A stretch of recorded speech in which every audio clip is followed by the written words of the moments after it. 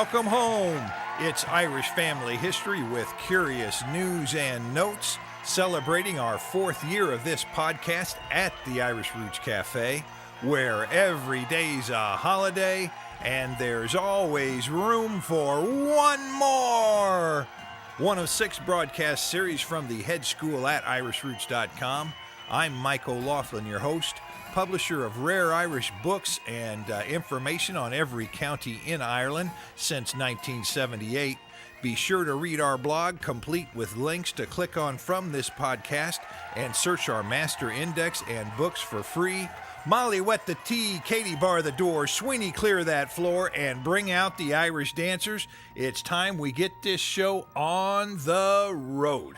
Well, it's show number 158, and this is actually the 5th year for the Irish Family History Podcast with curious news and notes. Let's take a look at some of the things we're going to cover today.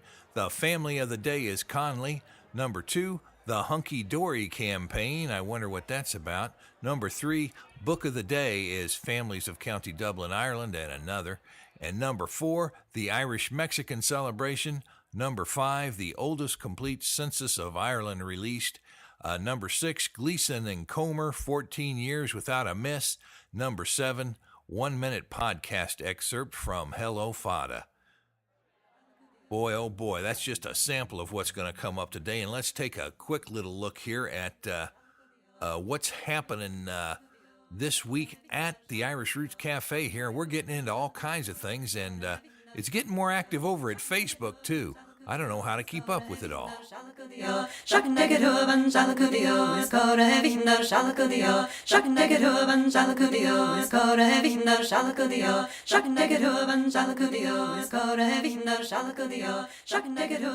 Well, let me see what's happening this week. Well, number 1, there's plenty of folks dropping by here asking about the Song and Recitation Festival this year.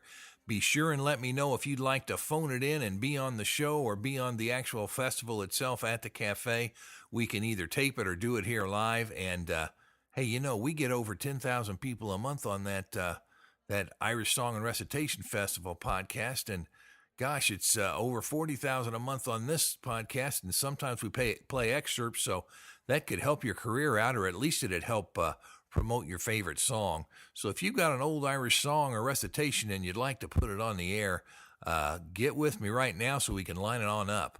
And, hey, we're even having a Sean Nose Irish song session again on June 17th. That's our next little get-together, so keep that in mind. If you're interested in that, we've got a link on the blog for our Facebook sign up for that. You can go there and get all the details.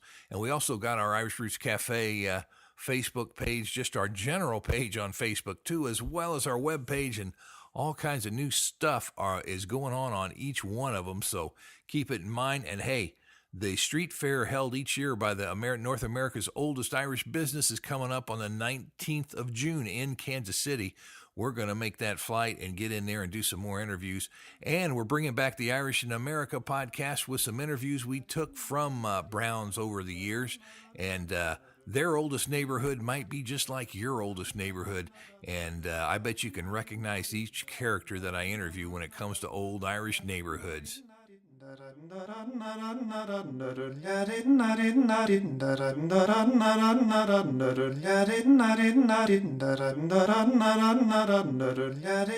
Oh, well, today we've got 1-minute podcast, and it's on Hello, Fada, accent on the Irish language with curious notes for beginners. And today we talk a little bit about the words Gaelic and the words Irish, and when you can use them and when you can't, or I guess it's more really who says you can and who says you can't, and under what circumstances, and what the street people might say and what the academics might say could be 2 very different things. And, of course, words do change over time, but here's a little update on what we talked about in our upcoming episode of Hello, Fada, that podcast, and here's your excerpt right now. This is Hello, Fada. This is Mike talking to you, and we're going to talk today. The phrase of the day is really going to be all about branches of the Gaelic language. And I think the first time I thought about this was when I was in a beginner's class with Renata, and she said, We were talking. I said, I came here to learn the Gaelic language. Oh, her face grimaced. Oh, it did. It was painful. She had liked me before, but not after that. And I'm telling you, she explained to me why it's not so, and I'd like you to do that again now. Okay, well, first off, in Ireland, nobody calls it Gaelic. Only in America is it called Gaelic. In Ireland, it's called Irish. And I think the reason is Gaelic is actually Scots Gaelic or Scots Gaelic. So you don't want that kind of confusion. If you go into a Barnes & Noble or a Borders or something and you pick up Learn to Speak Gaelic, you've got yourself a Scottish book. Yeah, yes. And it's Learn to Speak Irish. Yeah, it's like modern Irish usage. And they both descend from the Gaelic line. I don't know how you say that. Gaelic, that's excellent, Michael. Yeah, they're all Indo-European languages. Yes. They're all one branch of Indo-European, which is Celtic. And that started out on the continent as its own type of language. And then as it dispersed, they changed, of course, and came through the centuries and evolved to become Irish, Scottish, Welsh, Breton, Cornish, and Manx. That's it for the 1 Minute Podcast. Now it's time we move on to the Book of the Day segment.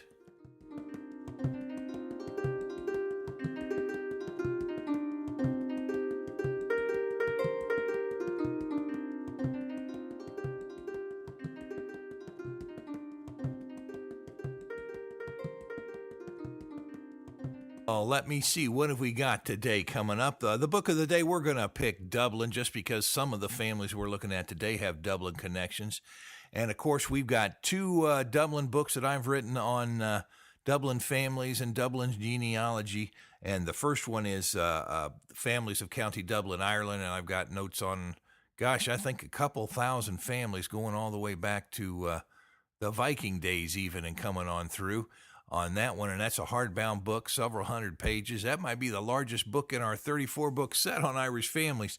And the second book in that series that is just for Dublin is County Dublin, Ireland, Genealogy and Family History Notes, and that's the spiral-bound book that's really set up to help you research in Dublin yourself. It's a research book, really, and it's got some 1659 census extracts in it, too, and it's interesting. Let's take a look. Here's an extract from the book. I'll have a full printout on the blog and also links to both those books.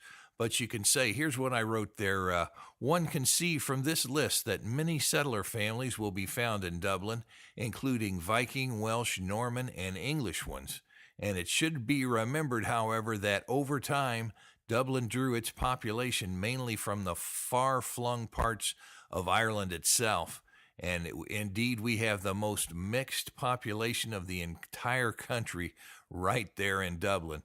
And due to the fact that it became the administrative center for the English government, there was continued settlement from England.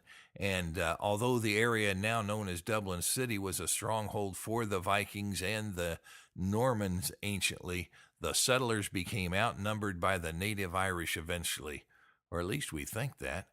And I also made a few notes from the works of O'Hart, and I talked about how in his Irish pedigrees, he lists the chiefs and clans of Dublin, Kildare, Kings, and parts of Meath together in the same section, and he gives O'Connor of Offaly and O'Toole of County Wicklow and O'More of Laois. Of course, Laois is Queen's County, Offaly is King's County, O'Dempsey of Clan Malier, and they were all anciently given as chiefs of County Kildare, the later ones, and of course that's adjacent to Dublin. And the O'Tooles and the O'Byrnes were given in the mountainous areas to the south of Dublin, and there's a story behind that. But now it's time we come up to the next segment, the Magnificent Seven.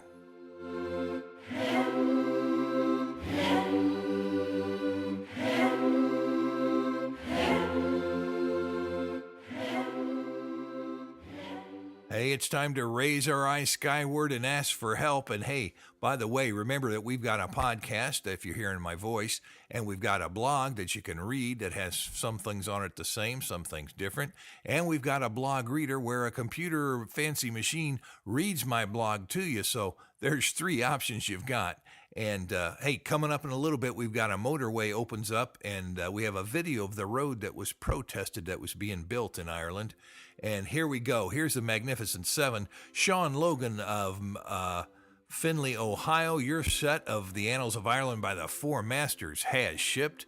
Catherine Woodman of Ravenswood, West Virginia, your book has shipped. Brenda Pickard of Victoria, Canada, your Irish Family's book has shipped. Daniel Griffin of Montgomery, New York, your Kerry book and place name book and Irish Genealogies book has shipped. Gene Wilson of Stockton, California, your County Antrim Genealogy book has shipped. Number 6, welcome new member Kirsten Norgate of Bell Bowery, Australia. And number 7, Danny Sullivan of Spring Creek, Nevada, your Cork and Kerry books have shipped. Boy, I hope you enjoy that. Hey, and remember, I've got to say thank you each time to all of our members, because without you getting the books and without you getting the memberships or subscribing to things, we wouldn't be here, and we need your help. We need your sponsorship, and you're the only one responsible for us being here. And we've got, well over 200 total podcasts from all of our series already. But now, it's already time. We're moving up to the Irish family name of the day. It's just a blind choice, folks. I take one of our numbers and pick a name, and today we've got one.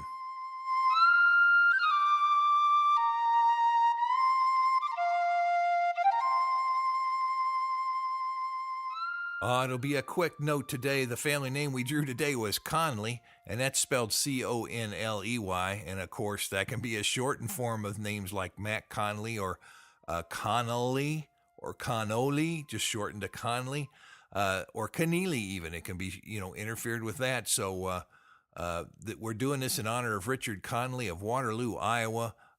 We've got him and 55 other patrons over time that have been looking for that name. We told you about the spellings, and you can find the variant spelling groups, number 317, 319, and 2157 in the Guide to the Various Spellings of Irish Family Names. Link is on the blog. That's a book I put together several years ago. Now, if we take a quick look on a few notes of the name, like I've already implied, it's a difficult name to trace because it can come from several other longer spellings. And it could be a shortened form of names like Connolly. And the simple form of Conley is found in Dublin in the 17th century. And O'Connolly was found in Monaghan at that same time. Now, MacConley with a L-E-Y or MacConley with an L-Y is another source possible for the name. So it could come from either an O name or a Mac name. Makes it all the more important you research it. And traditional locations for those Mac names is in County Offaly, which is Kings County. And looking at the wide varieties of counties in which you can find the Connolly name, that's just more proof that you've got to search even harder than all the rest of the regular folks out there. But you can do it. I'm telling you, pay attention to those first names in the family. That helps. And, we took a look at the Irish family coats of arms from the Irish Book of Arms, and we don't find arms spelled exactly like that, but arms for names like Connolly and O'Connell are given in this heraldic work along with others. So you might be able to get there by that route, but you got to take a look and see. And, let me see before we go to the sources. Remember the Irish Academy in Dublin, Ohio is coming up, and we've got a 5-hour genealogy seminar there. Irish families, genealogy, history, research, the famine, names, the wild geese, the Hedge schools, where they came about and why, and it's in that sort of a format. So be sure to make your reservations and let me know you're coming. That's Friday, August 6, 2010. They're going to have registration set up on the website here pretty soon from what I hear, so that should be real exciting, and I think you should take advantage of it. Where else could you do that? And it starts, I think there's a morning session and an afternoon session, both two for the price of one. Of course, you could just come to one if you wanted to, but the Dublin Irish Festival is that weekend, so it's a way to kick it off with a little genealogy on Friday, and then you can go to the festival Friday night, Saturday, and Sunday. But hey, what we're on to now, we'll do the little last segment on sources for the name. Now, what do we find? Let's see.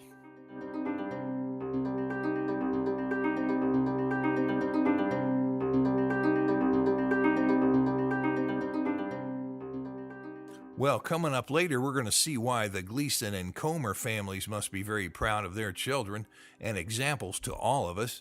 And let's take a look now at the Free Master Index at irishroots.com, where you can type your name in too and find out what books it appears in.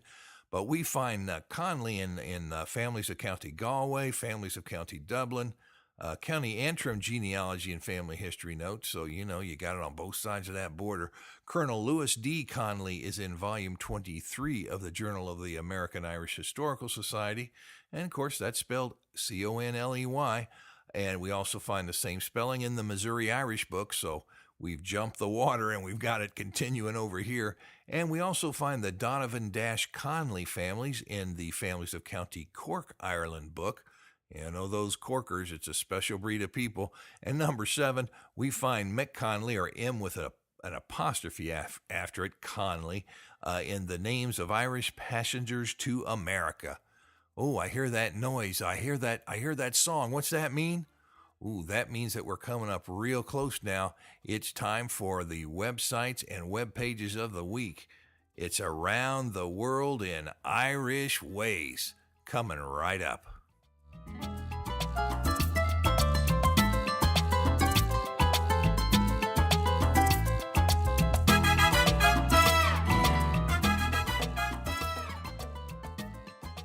It's a hidden story, but it's becoming well known now very gradually, and I think it's going to keep getting stronger that way.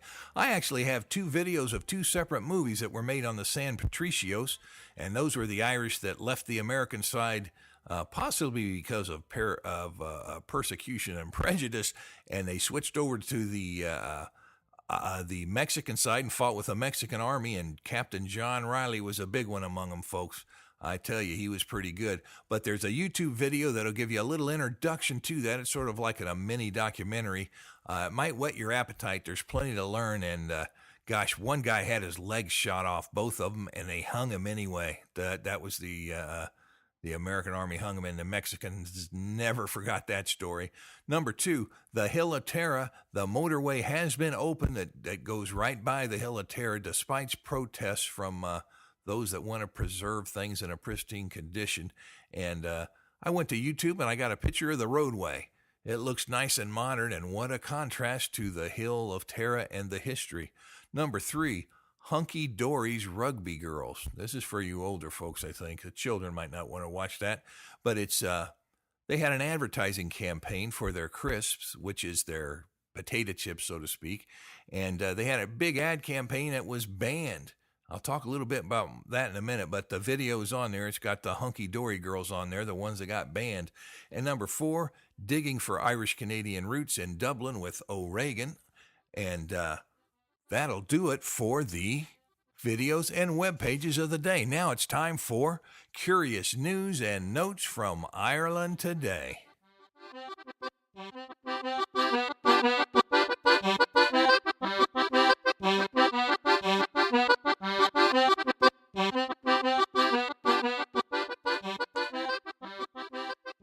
Well, I thought I'd continue on that Mexican-Irish theme. And gosh, Cinco de Mayo wasn't too long ago from now, was it? No, just a month or so. But Mexico is now, according to this article, the 6th largest Irish-populated country in the world. And the Irish have played a role in Mexico's independence for a long time. The San Patricios are just one part of that story. And a celebration took place at the Mansion House in Dublin recently, and they celebrated it. And I think we had a famous whistle player there, too. Hey, who was it just came out with an album on the San Patricios? If you like that Irish music and those famous Irish musicians, take a look at this article. You'll also learn some history. Number 2, 4.5 million records from the 1901 census of Ireland are now online. And there's older records and older censuses, but this is the oldest complete one. So link on the blog. And you can also search those 1901, and even the 1911 census has been online for a while at the National Archives of Ireland. I've got a link on the blog. Number 4, despite protesters, like I was saying, that roadway across Meath near the Hill of Tara has been often open to traffic, and I've got an article from the Irish Times linked on the blog if you want to read more about it. And number 5, that ad campaign for crisp, the potato chips, it was really saucy, they said, and over 300 complaints caused them to be pulled off the air and maybe off the billboards. But they said that Hunky Dory's has seen a reported 17% increase in sales in Northern Ireland. And one of the lines they used was, "Are you staring at my crisps?" Well, I can tell you, I can just imagine what some of these advertising people would kind of picture they'd put up there. But the photos and stories are also online in the independent.ie. I've got a link on the blog. Number 6, Gleeson and Comer students take a note all over the world because over in Galway, Emma Gleeson and Fiona Comer never missed a day of school in 14 years, 2,299 days without a miss. That's awful impressive. And the average student over there, they've been missing more and more every year, and they're up to 12 or 13 days missed a year. How about you and your family? Count them up now. I bet you ought to be able to keep it to 6 or less, don't you think? That would be a fair amount. But our congratulations to Gleeson and Comer. That's a heck of a deal. Okay, well, you know what? That's just about the whole thing. I just want to remind you, on the 19th, we've got that, we're flying in to do some interviews at Brown's Irish Festival, and we're also starting our Irish Song Festival up. We're taking calls, so you can email me, and we can set up an appointment or a recording session, even if it has to be over the airways. We can Skype and do things like that. And it's really been busy. And, of course, we've got that 5-hour genealogy course. You've never seen anything like it. I'm throwing in history, DNA, the whole thing. 5 hours is a long time. I'm trying to keep your attention for all 5 of them, but you could leave early if you wanted. Well, I'm done for the day. That's all for today, folks. Joseph, warm up those pipes. Remember, we have a broadcast series on Irish song and recitation, on local history of the Irish in America, and on 2,000 years of Irish history, as well as on the counties, and something special coming up on Irish language, I hope. We've got all that and more at our Hedge School at irishroots.com. And you know, we've been known to appear, exhibit, teach, and even sing for your special events. Be sure to book in advance if it's important, and write me at my American address at Irish Roots Cafe, Box 7575, Kansas City, Missouri, 64116. Leave a message by phone at 816-256-3360. Reach me on my webpage at irishroots.com. Skype me at the Irish Roots Cafe. Get me on MySpace, Facebook, Twitter, and Irish Central. Members foot the bill, so they get first priority, but we're open to all. And by the way, a big thank you to all of our members. And away.